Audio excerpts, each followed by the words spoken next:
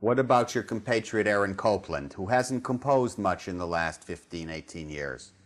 Will there be a body of his music that survives? Well, I don't know. It's still popular. Will Shostakovich have a staying power in your mind? I don't know from anything. I don't know who's going to survive and who isn't.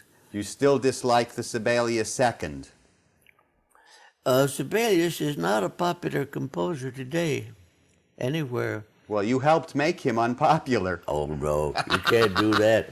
I won't do that to you. It was my colleague. Olin Downs made him popular and you made him unpopular.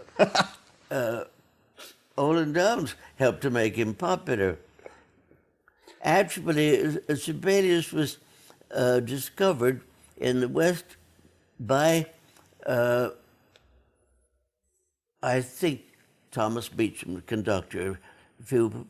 He never did well in Germany, France, or Italy, or those countries. But he did well in the Scandinavian countries. Once he had moved away from his German publisher and joined a publisher named Willem Hansen, who publishes literally all the Scandinavian music which has any success. If you're not published by Willem Hansen, you don't get played. That's right. Nielsen, everything. Virgil... Well, his career, his successful career, dates from the time he returned from living and studying in Germany and being published here to live in Scandinavia and be published there. And it went from there to here. Never went much farther than England and America. No. Who was the most exportable American composer? Gershwin. Yes, without a doubt, huh? Yeah. Even with only 4 works, 5 works. Yeah. You knew him only slightly? I knew him a bit, yes. Virgil, I know as a reviewer you wrote magnificent reviews of Landowska. Did you know her? Yeah, sure. She was really the mother of the harpsichord. Well, practically all the first-class harpsichord players, even still, are her pupils. I admired very much your... Or pupils of her pupils now. Well, you called the harpsichord a princely instrument. Do you... I remember very well your writing on Schnabel, which affected me. He had, with Toscanini, a momentous effect on performers in the 20th century, don't you think? Well, the only effect that I would be able to verify is the large number of piano pupils of his who had successful careers. I never was very devoted to the way he played the piano. I thought he didn't know the difference between melodic material and filler. Yes, you made that point. And he kept trying to make filler sound like melody. Everything... I myself brought up in the French manner, try to distinguish between melody and filler. However, the Germans have always done the opposite, or at least they have in the last century. And his playing in the German manner was highly musical. He was never a great technician, you know, like Godowsky.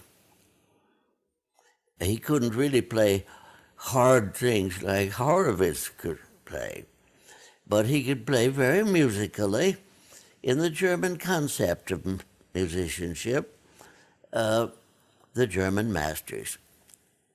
Well, people still talk about your reviews. They still read what you thought of Heifetz and Horowitz, and your influence was amazing. Were you surprised at your own power as a music critic in the 40s?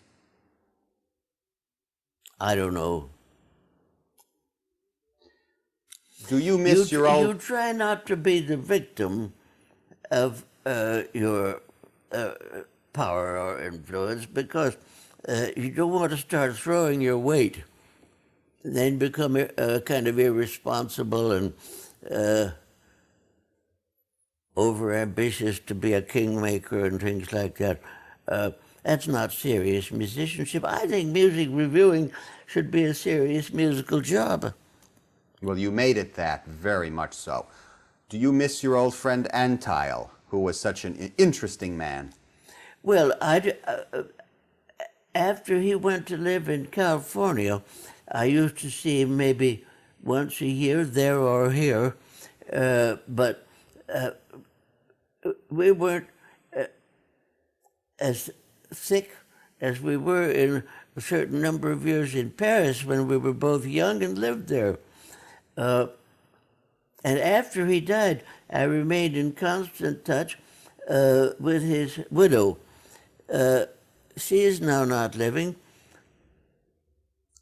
but there's a group of young musicians in California that are promoting his music, particularly a man named Amarkanian, who works at a radio station in Berkeley. And I understand his publishing the letters. He showed me some. They're vastly entertaining. Yes, but he's not doing anything.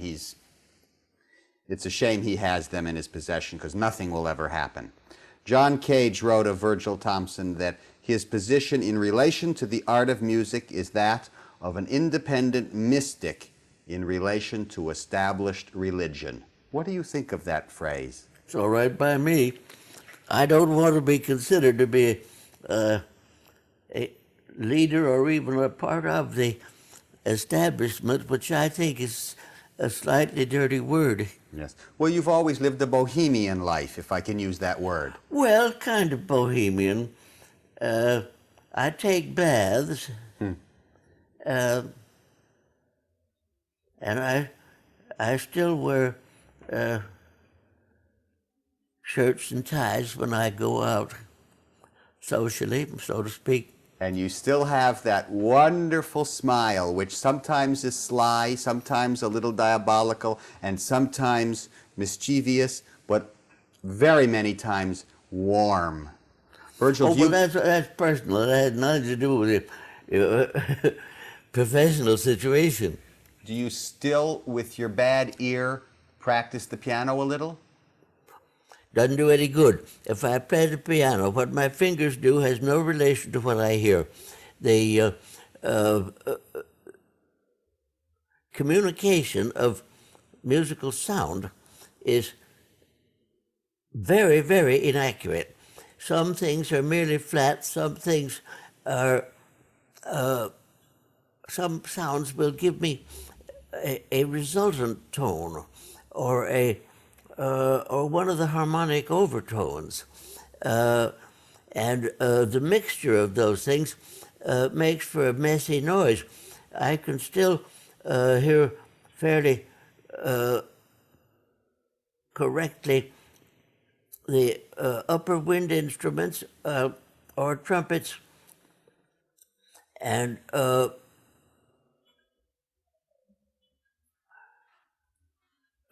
singing.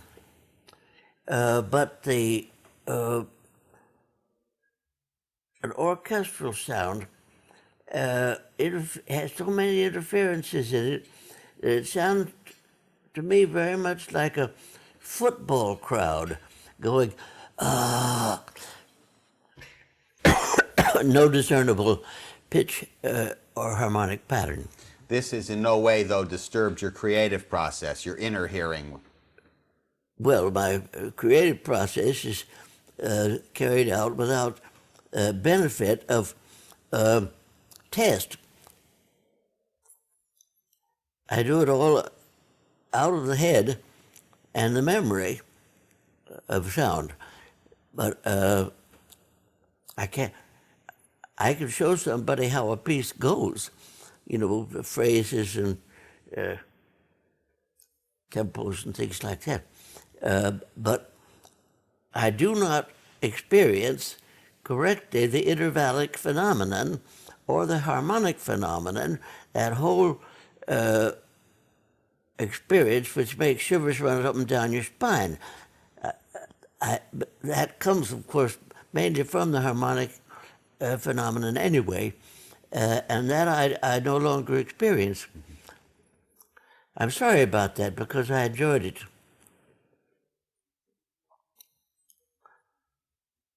So I don't go to concerts, more or less I have some reason for showing myself there. I was speaking to Alexis Weisenberg, and he told me that many years ago, when he was ready to play the Goldberg Variations, he came in Paris to play the work for you. In the 40s, William Capell came. Who was this? Weisenberg. Siggy. Siggy. Yeah. He came to play the Goldberg Variations. And Capell used to get your ideas on Mozart. You've always been... Well, Capell used to ask me about Mozart, and he would ask Joseph Fuchs, the violinist, too, about things like that. You see, Capell was a charming man and an excellent pianist, but he was kind of a power pianist, those hands as if he were holding a baseball all the time. He kept saying, how do you get that bell-like tone? I said, you have to relax your fingers and play them flat, and it kind of flipped the key. He couldn't do that. He had to go right straight to the bottom of the key. Yet his performance that I heard from 1946 of the Mozart Sonata in C major is amazing. It's very beautiful. Well, I think I'd shown him some things about it, and maybe some other people had too. He was not incapable of understanding things, you know.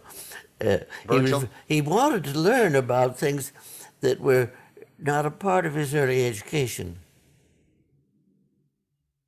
Were you, although you did it frequently, were you a good conductor in your opinion? Was I a good conductor? Yes. Oh, I could get through a concert. I was not anything comparable to these people that have spent their entire life at it, and who, without having to think about it at all, produce a musical sound out of an orchestra. Mm-hmm. Stokowski could do that. What? Ormandy and Stokowski could do that. Oh, sure, Beecham could do it too. You liked Beecham enormously, didn't you? Yes, he had musical sound. Yes. And you must have had wonderful conversations with him. Oh, that we did. We told each other funny stories and asked each other questions about music. You've known so many people. We discussed Gertrude Stein. What has happened to her place in American literature? Is it secure? Is it... Gertrude? Yes. The easy-to-read works are still read in paperback. The Yale Press has just put out a new book, I think, a sort of Gertrude Stein reader. They published, of course, paid to do so, 8 volumes of her unpublished works after she died. Alice Toklas sold the Picasso drawings to pay for that. Gertrude's celebrity is still great. She was a natural for celebrity. Mm-hmm. She's been dead now for nearly 40 years, and anything about her is still capable of making the front page of the New York Times. Now, the front page is not ordinarily made by dead people, unless their death is the item. Yes. She makes the front page as if she was just living. Some people have that energy, that posthumous energy. Yeah. Very few. Do you ever look back in nostalgia? Do you say, oh, those exciting first years at the Tribune, or those first years in Paris? Or do you just always live in the day? Well, you can look back with nostalgia to almost anything. I've always had a certain nostalgia about very uncomfortable situations, like in World War I, dust storms in western Oklahoma, living in tents at a temperature of 10 below zero. You could not be more uncomfortable. That brought out the energy, liveliness in everybody, and you always remembered it. But as a general rule, you're not a sentimental man either. Well, not a what? Sentimentalist. Well, I don't know whether I am or not. I have sentiments like anybody else. Virgil, when you wrote your autobiography, Virgil Thomson, by Virgil Thomson, Yes. that was in 67, I believe, or so, that it was published. Came out in 66, if I'm not mistaken. So many things have happened to you. Did you ever feel that you wanted to add a chapter or two or four? I don't want to start writing my life again. Virgil, have you ever felt that you missed anything? For instance, maybe once you wanted to be a doctor or a bullfighter or a singer. When you're young, you want to be all sorts of things. Eventually, you settle for what you get. That's a wonderful ending.